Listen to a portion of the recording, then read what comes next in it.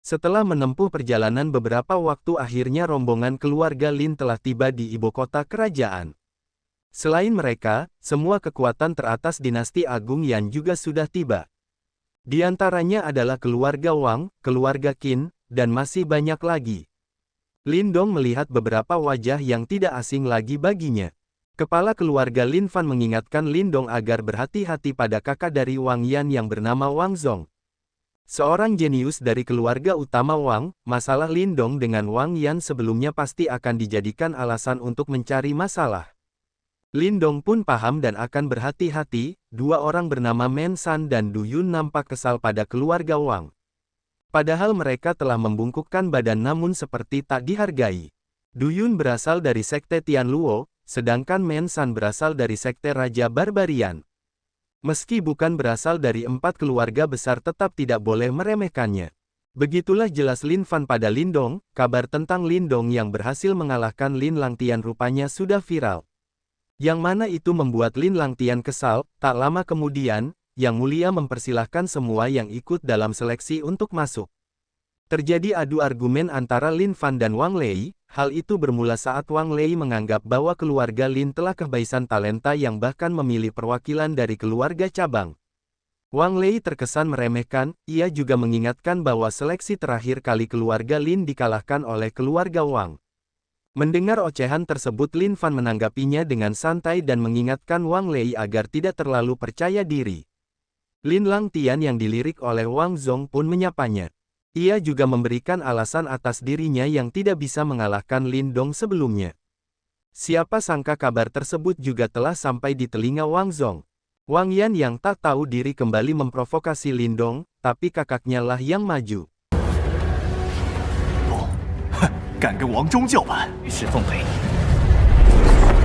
Perselisihan di antara mereka segera terhenti saat Yang Mulia datang. Yang Mulia itu bernama Mo Jingtian yang berada di ranah nirvana tingkat 1 yang bahkan lebih kuat dari ketua Wang Lei.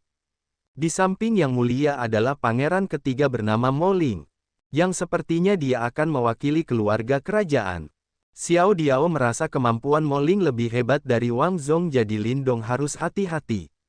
Kuota untuk perwakilan di perang 100 kelompok hanya 5 orang yang berarti persaingan akan semakin ketat. Oleh sebab itu untuk pemilihan kali ini akan dilakukan dengan undian, peserta akan dibagi menjadi 5 kelompok. Setiap kelompok akan memperebutkan satu tempat. Pemilihan akan dimulai esok hari. Hari ini mereka dipersilahkan untuk istirahat lebih dulu guna mempersiapkan diri. Sebelum pergi ketua Wang Lei berharap keluarga Lin tidak satu kelompok dengan keluarga mereka. Jika tidak takutnya kejadian 20 tahun lalu akan terulang kembali. Lalu ia tertawa puas dengan nada meremehkan. Oleh karena itu, Ketua Lin Fan meminta agar kejadian 20 tahun lalu tidak terulang jika mereka sekelompok dengan keluarga Wang. Lin Langtian sepertinya juga tidak akan menahan diri jika dia sekelompok dengan Lin Dong.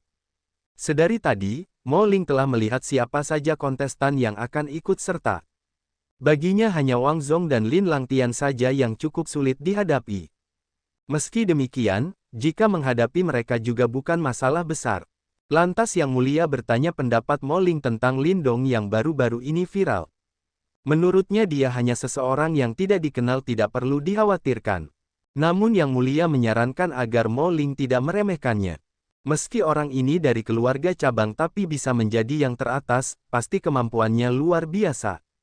Keesokan harinya semua peserta sudah berkumpul, semua diminta menyalurkan sedikit kekuatan sejati ke dalam bola api yang ada di depan. Setelah kelompok selesai dibentuk secara acak, para peserta dipersilakan masuk ke pintu yang sesuai dengan kelompok mereka. Mereka akan bertanding secara berpasangan dalam setiap kelompok. Pemenang dari setiap pasangan akan bertarung lagi, hingga hanya satu orang yang tersisa. 5 pemenang terakhir akan menjadi perwakilan dalam perang 100 kelompok. Dalam pertarungan pertama Mo Ling dengan mudah menjatuhkan lawannya. Lin Langtian juga dengan mudah mengalahkan lawan, lalu diikuti kemenangan Du Yun. Men San, sementara Lin Dong berhadapan dengan Huang Fuying. Dalam pertarungan pertama ini nampaknya Lin Dong tidak mengalami kesulitan dan menang cukup mudah. Satu persatu peserta mulai gugur hingga tiba pada pertarungan yang menentukan. 你这大少爷一点教训！你这种小角色，不配做我的对手。少废话！别杜宇，还请皇甫大人。在。要开始了。 Tiba saatnya Lindong berhadapan dengan Wang Zhong, pertukaran pertama hanya pemanasan.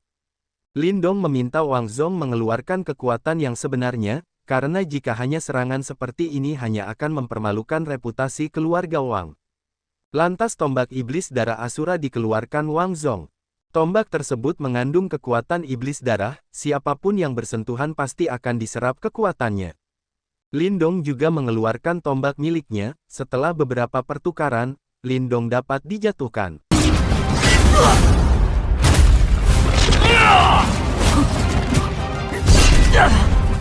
Terlihat tombak Lindong terkorosi oleh kekuatan tombak iblis darah.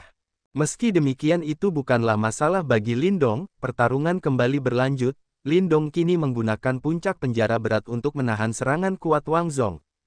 Yang mana pusaka Lindong membuat Wang Zhong sedikit terkejut.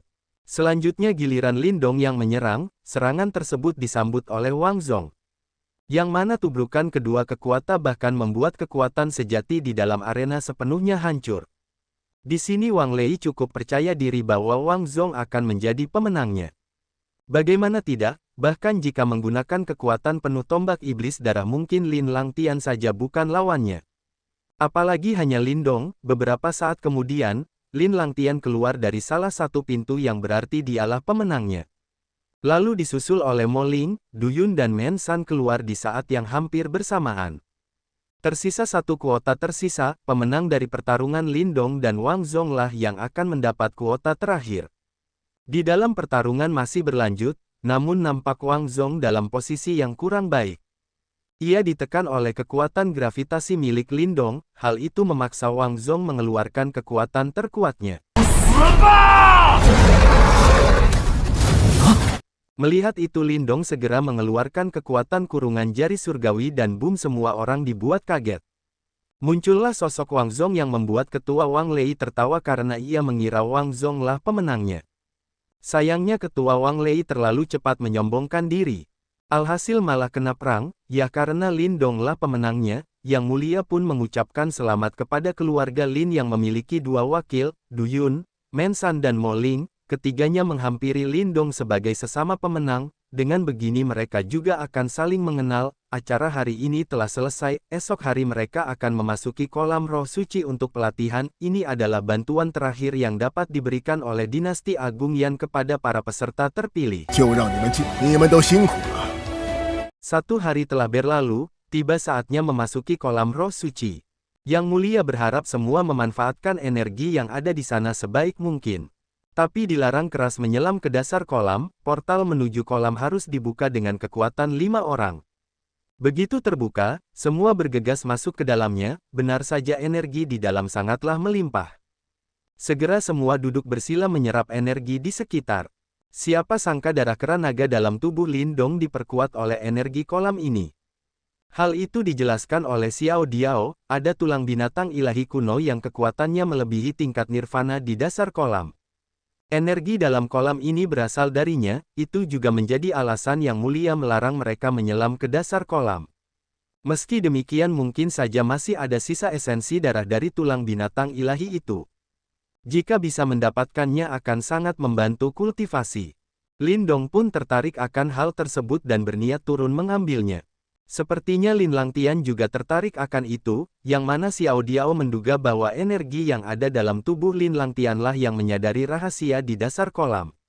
Segera Lindong pun menyusul turun ke dasar kolam, adu mekanik terjadi di dalam kolam antara Lindong dan Lin Langtian. Keduanya saling bertukar serangan hingga akhirnya Lindong lebih dulu menemukan kerangka binatang ilahi. Di mana Xiao Diao merasa bahwa masih ada sisa jiwa dalam kerangka tersebut. Mungkin itu juga menjadi alasan kerangka ini disegel dengan sebuah formasi di tempat ini. Lin Langtian yang sudah menyusul tak menyangka Lindong berani ikut turun.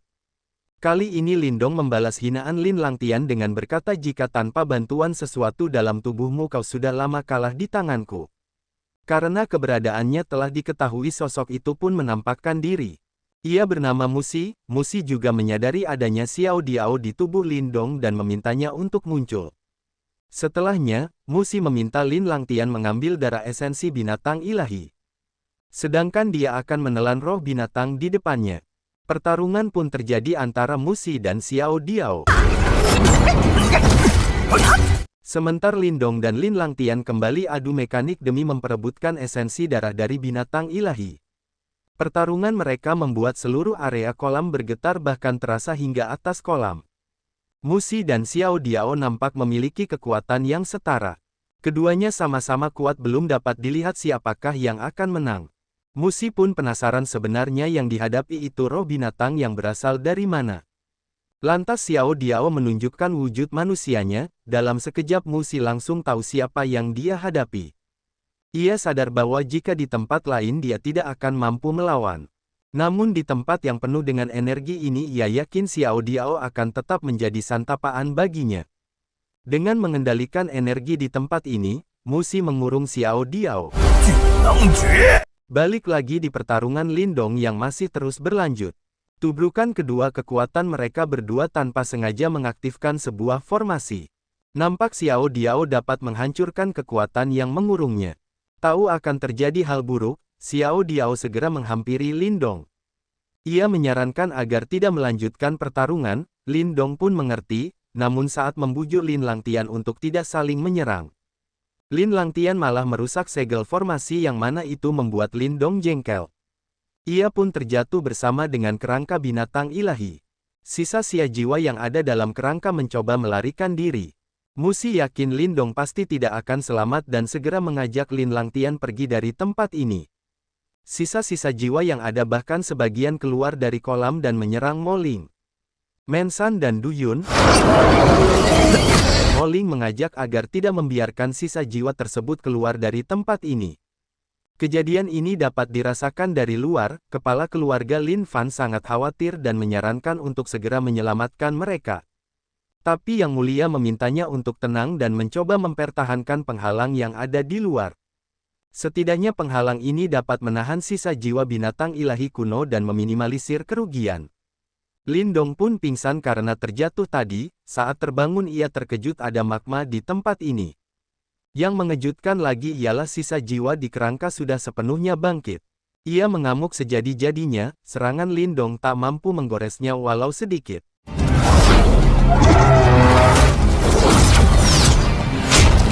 Itu karena serangan biasa tidak akan mempan digunakan. Hanya dengan menarik sisa jiwa yang ada baru bisa menghancurkannya. Atas arahan Xiao Diao, Lindong mencoba mengalihkan perhatian. Sedangkan Xiao Diao akan mengurus jiwanya. Begitu ada kesempatan, Xiao Diao menarik jiwanya keluar sekuat tenaga. Tapi sayang usahanya gagal. Lindong pun mencoba mendekat lalu menggunakan kekuatan pelahap dan akhirnya berhasil menarik jiwanya keluar. Seketika sisa-sisa jiwa yang mengamuk semuanya hilang. Tak sia-sia, setelah berhasil mengalahkan kerangka tadi, Lindong mendapatkan harta roh yang dibuat oleh buaya langit kuno semasa hidupnya. Ini dapat menjadi senjata andalan dalam perang 100 kelompok. Selain itu mungkin kelak Lindong bisa menggunakannya untuk memanggil roh binatang ilahi kuno itu untuk bertarung bersama. Tentu tidak mudah memanggil binatang sekuat itu, masih dibutuhkan esensi darah binatang sebagai katalis. Namun saat ini yang penting adalah mengumpulkan darah esensi dari kerangka ini. Setelah esensi darah berhasil dikumpulkan selanjutnya Lindong berniat kembali menyerap energi di kolam roh suci. Namun Xiao Diao menyarankan agar menyerap energi di tempat ini saja karena memiliki energi yang paling tinggi. Begitu keluar dari kolam roh suci, Lin Langtian memfitnah Lindong hendak membunuhnya saat turun menyelam ke dasar kolam darah. Ia juga memfitnah Lindong menghancurkan formasi yang ada di sana. Ia berbohong bahwa Lindong tertelan oleh api bumi. Kesaksian Lin Langtian membuat citra Lindong buruk di mata semuanya. Itu juga menyebabkan kepala keluarga Lin Fan kena omelan. Bagaimana tidak, apa yang dilakukan Lindong tersebut benar-benar membahayakan ibu kota kerajaan dalam bahaya. Bahkan setelah Lindong keluar, Lin Langtian masih bersandiwara. Lindong pun angkat bicara dan mengatakan sebenarnya yang menghancurkan formasi adalah Lin Langtian. Tentang situasi di dasar kolam, Lindong menjelaskan dengan sebenar-benarnya. Tapi seakan semua orang meragukan Lindong yang memusnahkan sisa jiwa di dasar kolam. Lantas Lindong menunjukkan harta roh yang ia dapatkan sebagai bukti. Sontak saja Yang Mulia tertawa dan kini memuji Lindong. Diketahui sisa jiwa di tulang binatang ilahi kuno itu selalu menjadi ancaman besar selama ratusan tahun.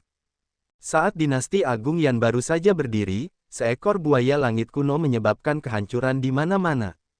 Dinasti Agung Yan mengumpulkan banyak jenius namun tetap tidak mampu mengalahkannya. Untuk mengatasi binatang buas ini, dinasti Agung Yan hampir mengorbankan segalanya. Akhirnya meminta bantuan seorang Master Super, dan berhasil menaklukkannya. Tapi meski tubuh binatang itu sudah mati, sisa jiwanya tetap tidak dapat dimusnahkan. Karena itu kolam roh suci dibangun pada masa dinasti Yan untuk menekan sisa-sisa kerangka binatang buas itu di dasar kolam dan menyiapkan formasi untuk memurnikan sisa jiwanya. Tapi tidak ada yang benar-benar yakin bisa menghancurkan jiwanya.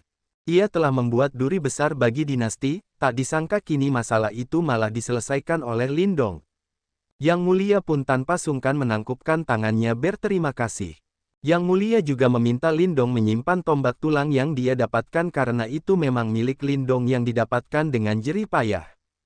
Meski sempat terjadi kekacauan kini masalah keluarga kerajaan telah terselesaikan. Jadi Yang Mulia meminta untuk tidak perlu lagi memperdebatkan mana yang benar dan mana yang salah dan menyuruh mereka semua kembali untuk beristirahat. 5 hari lagi mereka semua akan mewakili dinasti Agung Yan dalam perang 100 kelompok atau dinasti. Setelah semua pergi, Mo Ling bertanya pada ayahnya tentang Lindong yang bisa menundukkan tombak tulang seorang diri. Karena baginya itu sungguh tidak masuk akal dan pasti ada sesuatu yang mencurigakan. Alasan Yang Mulia tidak bertanya bagaimana Lindong melakukannya ialah karena Yang Mulia tahu Lindong pasti tidak akan menjawab. Potensi anak itu tidak terbatas, tidak perlu mempersulit hubungan dengannya. Ketika di medan perang kuno, Yang Mulia meminta Mo Ling harus menjalin hubungan baik dengannya. Di tempat lain, kini Xiaoyan menyerap esensi darah buaya langit kuno yang sangat ganas. Meski begitu, dengan tubuhnya yang kuat pasti mampu menyerapnya dengan aman. Setelah berhasil Xiaoyan pasti akan menjadi lebih kuat. Ketika di medan perang kuno, Xiao Diao meminta Lindong mencari garis darah binatang buas kuat untuk Xiaoyan. Dengan begitu kekuatannya akan semakin meningkat, jika suatu saat berhasil melewati petaka nirvana maka akan mampu berubah menjadi manusia. Tentang perang 100 dinasti, pesertanya adalah para jenius dari ratusan dinasti di benua Dongsuan. Lindong harus bersiap menghadapi musuh yang tangguh.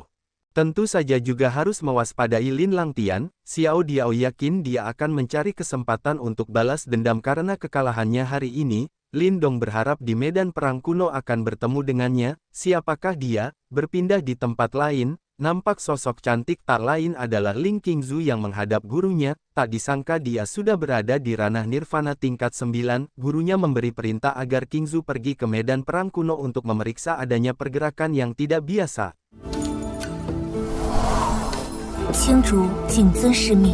Medan perang kuno adalah tempat yang tersisa dari dinasti Jin kuno. Ada banyak sekali harta karun dan warisan kuno yang tersembunyi di dalamnya.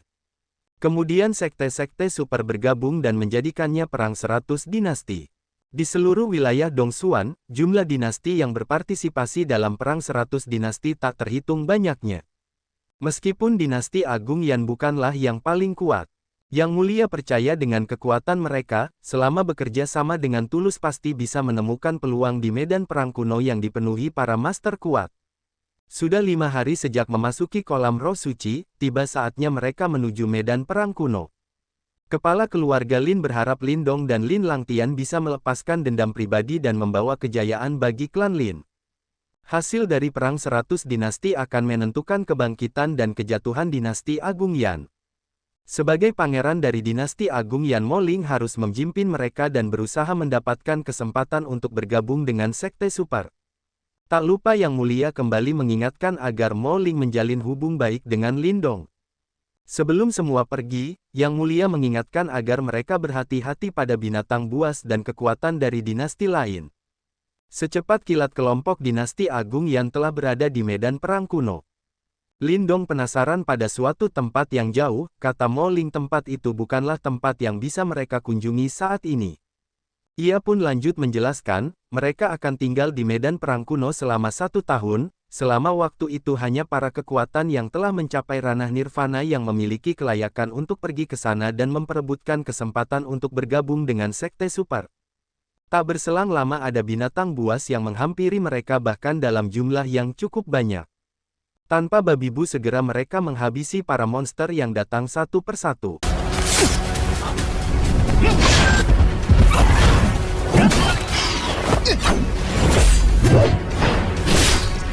Monster yang telah dihabisi dapat diubah menjadi sebuah pil nirvana. Meski energi Yuan di sini sangat melimpah di siang hari. Namun saat malam energi Yuan akan berubah menjadi energi jahat. Itu justru menekan kekuatan mereka, sebaliknya para monster akan menjadi lebih ganas dan lebih kuat. Kondisi ini bahkan praktisi puncak ranah manifestasi jika bertemu kawanan monster saat malam hari juga sulit bertahan hidup. Yang harus mereka lakukan adalah harus segera menemukan tempat berlindung sebelum hari mulai gelap. Setelah menyusuri tempat ini mereka akhirnya melihat sebuah kota. Tapi di pintu masuk dicegat oleh seseorang, orang itu berkata bahwa kota ini adalah milik dinasti Sengguang mereka. Jika ingin masuk maka setiap orang harus membayar 10 pil nirvana. Beberapa orang yang tidak rela membayar pun nekat melakukan serangan tapi sayang mereka dihabisi dengan mudahnya oleh orang dinasti Sengguang yang bernama Jinmu. Jinmu berada di ranah nirvana setengah langkah, orang-orang pun ketakutan. Namun tidak dengan Lindong, saat ia hendak bertindak, Mo Ling melarangnya dan lebih memilih tidak membuat masalah juga rela memberikan pil nirvana. Langkah tersebut kemudian diikuti oleh semua orang yang tersisa agar bisa masuk ke kota. Terlihat tembok kota rusak parah, Men San ragu apakah tembok ini bisa menahan serangan monster. Hari mulai gelap, efek dari energi jahat sudah terasa. Energi Yuan dalam tubuh mulai melemah, tapi Lindong tidak merasakan hal itu karena tubuhnya dilindungi oleh Xiao Diao. Nampak Lin Langtian juga tidak terpengaruh, Xiao Diao menduga hal itu mungkin karena perlindungan dari sosok yang ada dalam tubuhnya. Tiba-tiba saja tanah bergetar, ini menandakan akan ada serangan monster. Semua murid dinasti Sengguang membuat pelindung demi menahan serangan monster. Meski demikian ternyata monster ini cukup pintar, ia melewati tembok kota rusak yang tidak terjangkau oleh kekuatan pelindung untuk memasuki kota. Para murid dinasti Sengguang menyadari hal itu tapi mereka memilih tidak melakukan apa-apa dan membiarkan orang yang berada di dalam juga melakukan sesuatu. Alhasil pertarungan dengan monster tak dapat dihindari.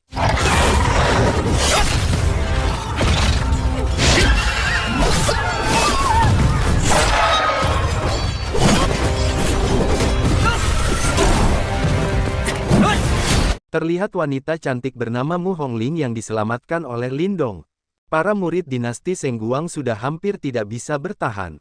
Untungnya para monster memilih untuk mundur.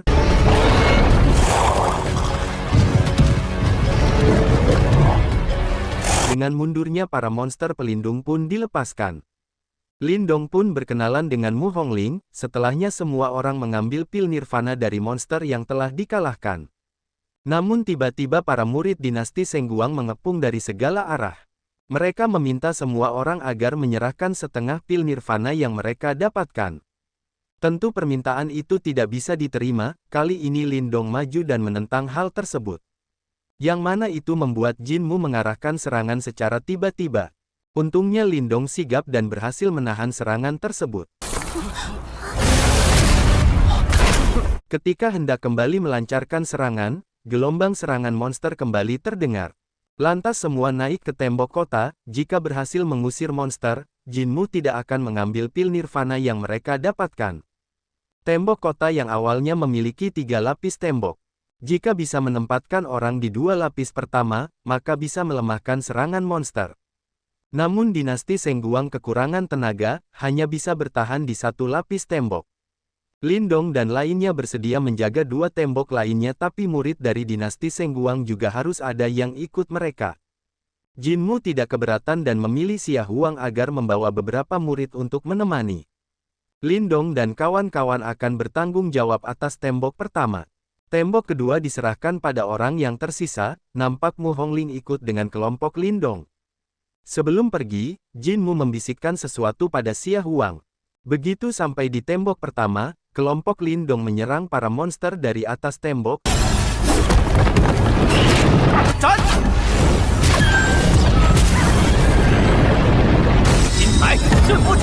Anehnya Xia Huang dan teman-temannya belum melakukan serangan apapun, diketahuilah apa yang sebenarnya terjadi. Murid dinasti Sengguang hanya berpura-pura alias bersandiwara membantu kelompok Lindong, namun yang sebenarnya mereka rencanakan adalah mencari kesempatan untuk menyingkirkan Lindong. Mereka akan bertindak saat tenaga semua orang telah mencapai batasnya. Kelompok Lindong berusaha keras menghentikan para monster yang hendak memasuki kota. Seakan tidak ada habisnya, mereka terus berdatangan dengan jumlah sangat banyak. Saat inilah Lindong mulai merasa ada yang aneh dengan murid dinasti Sengguang. Namun dia tak punya banyak waktu memikirkan hal itu dan mengajak Xiaoyan menerjang para monster dengan penuh keberanian. Mo Ling yang khawatir meminta Lindong segera kembali. Petik terbalik bahkan murid dinasti Sengguang menganggap Lindong telah gila. Tentu Lindong sebagai sang MC dapat menjatuhkan mereka semua dalam waktu yang lumayan singkat. Tak berselang lama, ada aura monster yang sangat kuat. Saking kuatnya menyebabkan langit berubah menjadi merah. Tekanan yang disebabkan oleh monster ini juga sangatlah kuat. Setidaknya monster itu berada di ranah nirvana tingkat 9. Tiba-tiba saja tanah retak layaknya terjadi gempa dahsyat. Dari dalam muncul monster serangga. Kelompok Lindong pun segera mundur ke tembok kota kedua berharap masih bisa bertahan. Inilah waktu yang tepat bagi murid dinasti Sengguang melancarkan aksinya. Tentu hal ini membuat Mo Ling bertanya tentang apa yang mereka lakukan. Lindong diminta menyerahkan pusaka yang ia miliki, dengan begitu mungkin senior mereka Jinmu akan mengampuni Lindong. Teman-teman Lindong berniat membantu, tapi pertahanan tembok kota lebih penting. Jadinya Lindong meminta mereka pergi duluan sedangkan dia akan menghadapi para kroco ini. Tanpa butuh waktu lama, Lindong sudah menjatuhkan 2 orang. Kini ia berhadapan dengan orang tersisa. Stamina Lindong yang masih prima membuat lawan bingung. Karena sebelumnya sudah melawan banyak monster bagaimana bisa Lindong masih sangat kuat. Dari arah samping muncul monster terbang menuju kota, alhasil pertarungan kedua insan terpaksa dihentikan. Lindong pun segera pergi menuju tembok kota kedua guna membantu rekannya. Belum juga sampai, Lindong kembali mendapat serangan. Rupanya dia sudah terkejar. Ketika hendak kembali menyerang Lindong, orang tersebut lebih dulu diserang oleh kalajengking iblis bumi yang berada di ranah puncak manifestasi. Banyak orang berputus asa ketika melihat monster itu. Tapi Mo Ling percaya Lindong mampu menghadapinya dan meminta orang-orang untuk tetap fokus mempertahankan tembok kota. Lindong segera mengeluarkan boneka roh darah, namun hanya mampu melakukan sekali serangan. Setelah itu boneka roh darah menyerap aura jahat di sekitarnya dan malah berbalik menyerang Lindong. Meski demikian, Lindong mampu menarik boneka itu kembali dengan bantuan simbol batu. Lalu Lindong segera membantu Xiaoyan yang kesulitan melawan kalajengking iblis bumi. Serangan pertama sang monster masih bisa bangkit, namun setelah terkena serangan andalan Lindong akhirnya sang monster tepar. Orang-orang pun kembali bersemangat membunuh monster setelah melihat Lindong dapat mengalahkan kalajengking iblis bumi. Sayangnya kekuatan spiritual Lindong terkuras cukup banyak. Terdengar suara monster sebelumnya yang berada di ranah nirvana tingkat 9. Monster tersebut sepertinya sedang bertarung dengan seseorang. Orang itu tak lain adalah Ling Qingzu, ia bersama 2 rekannya. Tapi Qingzu meminta keduanya untuk kembali saja mengingat yang mereka hadapi ialah monster nirvana tingkat 9. Di mata monster tersebut terdapat sebuah segel. Entah segel apa. Risi selalu diikuti, monster tersebut menyerang Qingzu. Namun di sini Qingzu masih lebih unggul, ia mampu menjatuhkan monster tersebut. Setelah jatuhnya monster itu, para monster yang menyerang kota pun berhamburan pergi. Yang mana dapat disimpulkan bahwa gelombang monster ini disebabkan oleh monster kuat nirvana tingkat 9. Setelah diamati, monster kuat itu memang sengaja digerakkan oleh seseorang. Ling Qingzu telah mengingat segel yang mengendalikan monster itu dan akan mulai menelusurinya bersama kedua rekannya yang rupanya tadi masih setia menunggu sang nona muda. Balik lagi di tempat Lindong, ia berharap aura nirvana dari kalajengking iblis bumi mampu membersihkan aura jahat dari bonekanya. Semua orang kini mengambil pil nirvana dari monster yang sudah terbunuh. Mensan begitu senang akan ini. Sayangnya kesenangannya tidak bertahan lama setelah murid dinasti Sengguang secara sengaja menyerang mereka. Yang mana Jinmu berkata bahwa pil nirvana ini tidak akan menjadi milik kalian. Pangeran ketiga yang tak terima kedua rekannya diserang pun melawan. Sayangnya dia malah terpojok dan terpaksa Lindong harus turun tangan melindungi sang pangeran. Pangeran pun meminta Lindong membalaskan dendam Men San dan Du Yun yang terkapar oleh mereka. Semua orang pun kini berpihak pada Lindong guna melawan dinasti Sengguang yang bertindak sewenang-wenang. Kali ini Lindong ingin maju sendiri, ia menjatuhkan para kroco lalu menyerang Jinmu dari atas. Yah meski hanya serangan pemanasan.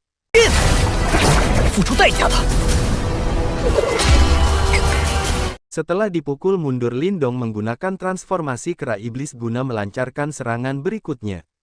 Namun sayang Jinmu mampu menghindari setiap serangan dengan sangat epik. Lantas mereka pun melakukan pertarungan jarak dekat.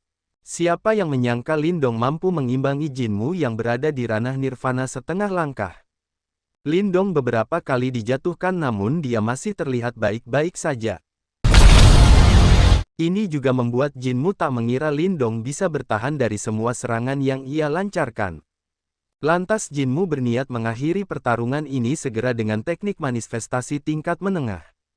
Di sini Jinmu cukup percaya diri bahwa Lindong tidak akan mampu menahan serangan miliknya.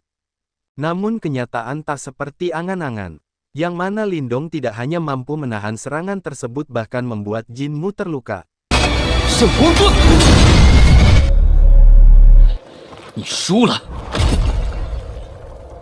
Tentu semua orang terkejut menyaksikan kejadian tak masuk akal seperti ini, mengingat ranah Lindong lebih rendah dari Jinmu.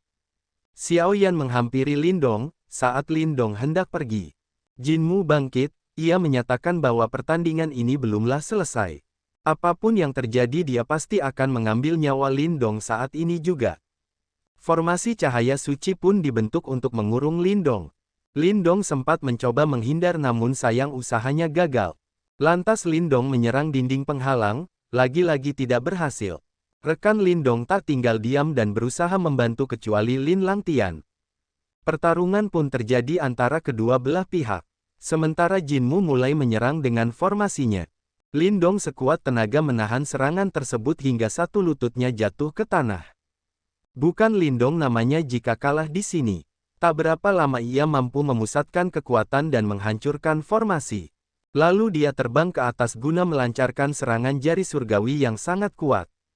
Jinmu dan rekannya segera membentuk pertahanan namun sayang pada akhirnya mereka tidak selamat. Kekalahan Jinmu membuat murid dinasti Sengguang tersisa memilih melarikan diri karena Lindong sangatlah mengerikan.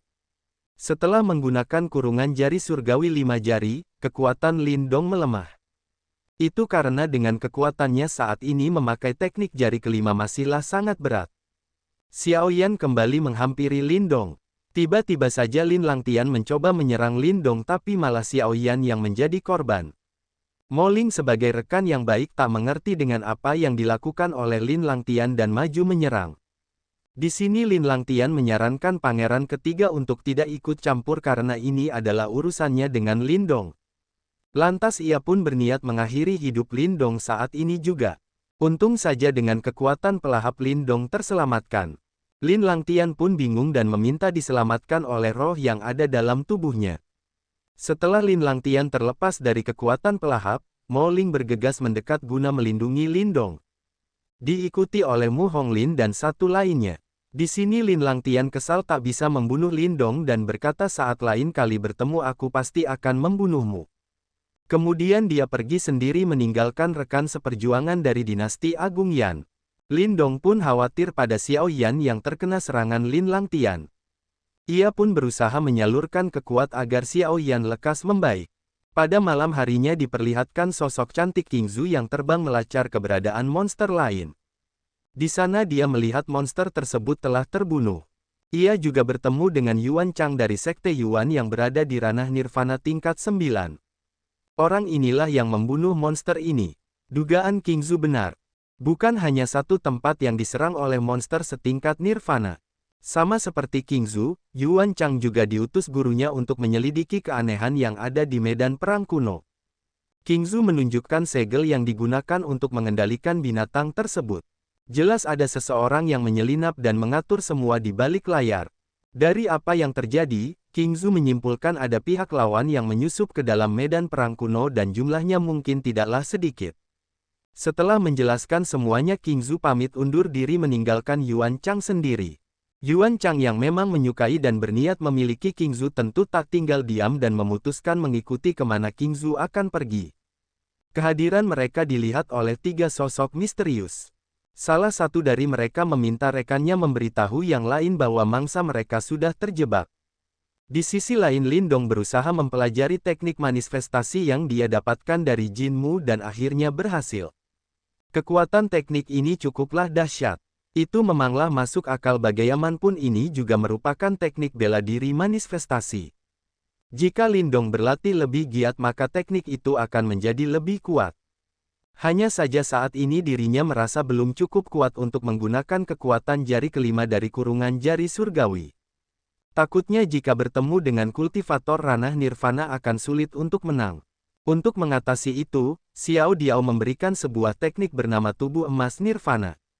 Ini adalah teknik pemurnian tubuh tingkat manifestasi. Jika Lin Dong bisa menguasainya mungkin bisa menahan kekuatan dari jari kelima. Dengan kekuatan Lin Dong saat ini juga bantuan dari simbol leluhur pelahap harusnya Lin Dong dapat mempraktikkan teknik ini. Selain itu juga membutuhkan beberapa pil nirvana. Lin Dong mencoba menyerap teknik pemberian Xiao Diao lalu terbang untuk mengendalikan kekuatan pelahap dalam lingkup yang paling kecil sesuai arahan Xiao Diao. Hal itu karena jika menarik perhatian banyak orang akan menjadi masalah.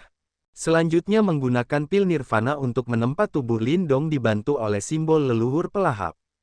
Membentuk tubuh emas nirvana tidaklah mudah. Harus melewati penyucian api nirvana baru bisa bertransformasi.